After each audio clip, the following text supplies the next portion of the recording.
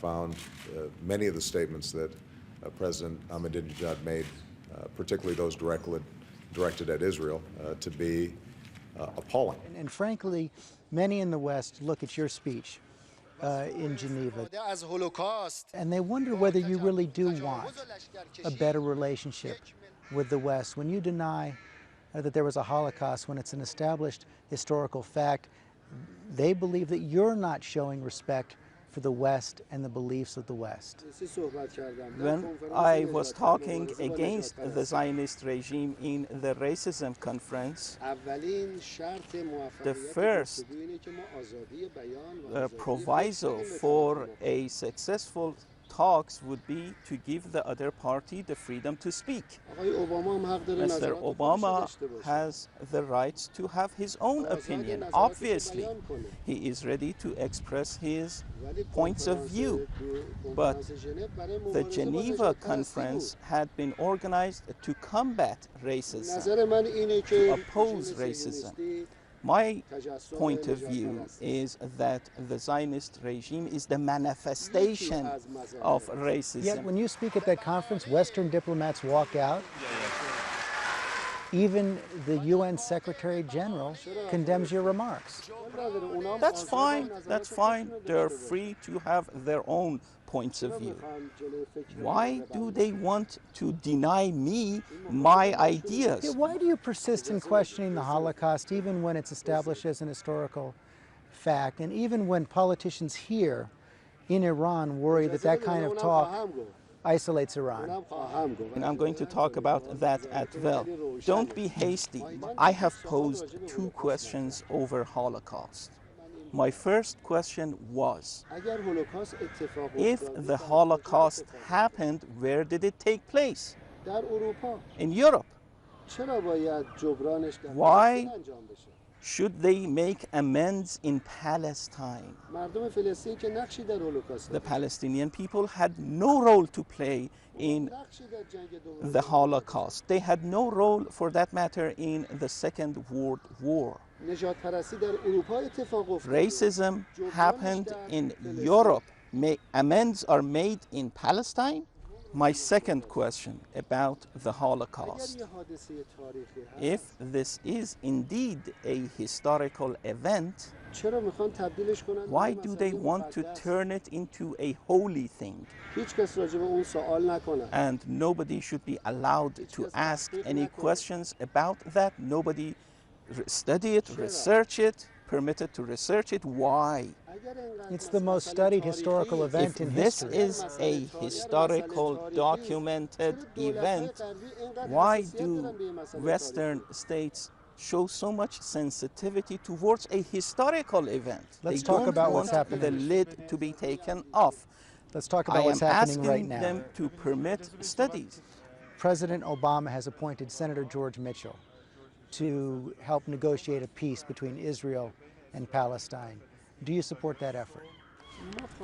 Well, we are asking for the legal rights of the Palestinian people. What we are saying is that the Palestinian people, like other peoples, have the right to determine their own fate.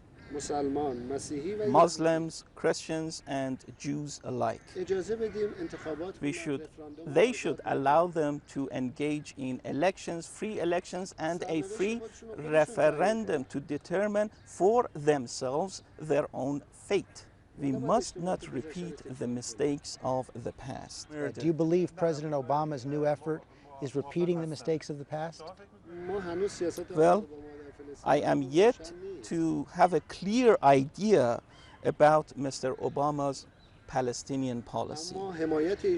However, the gentleman's support of the massacre of Gazans and support for the criminals who were responsible for that atrocity was a major mistake on the part of the gentleman. I think that if Mr. Obama wants to help with the Palestinian issue, he has to move in accordance with justice, fair play.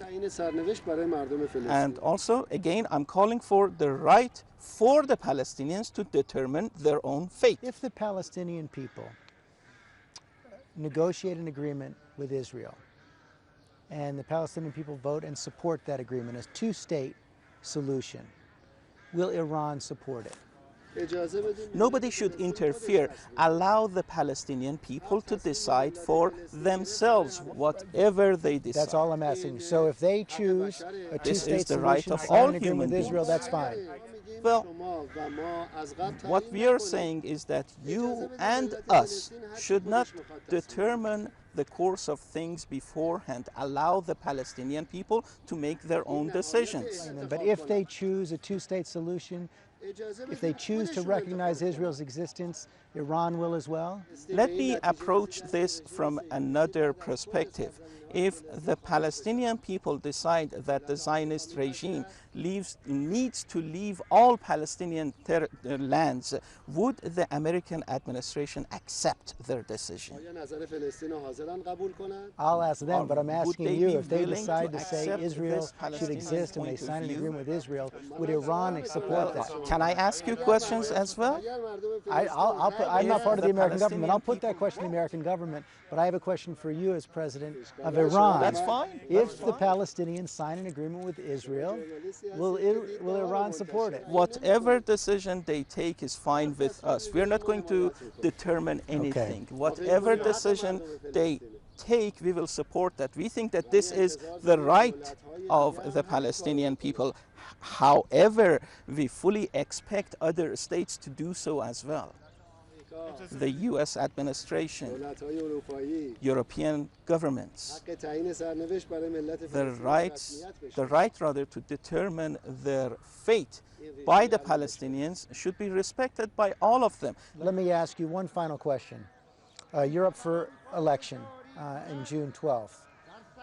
If you are successful in this re-election, what is your hope for the Iranian-US relationship over the next 4 years?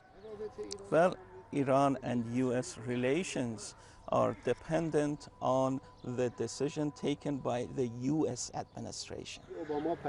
Mr. Obama sends us messages of friendship, but in the communique issued by the 5+1, enmity can be seen. So this is a dual route, if you will.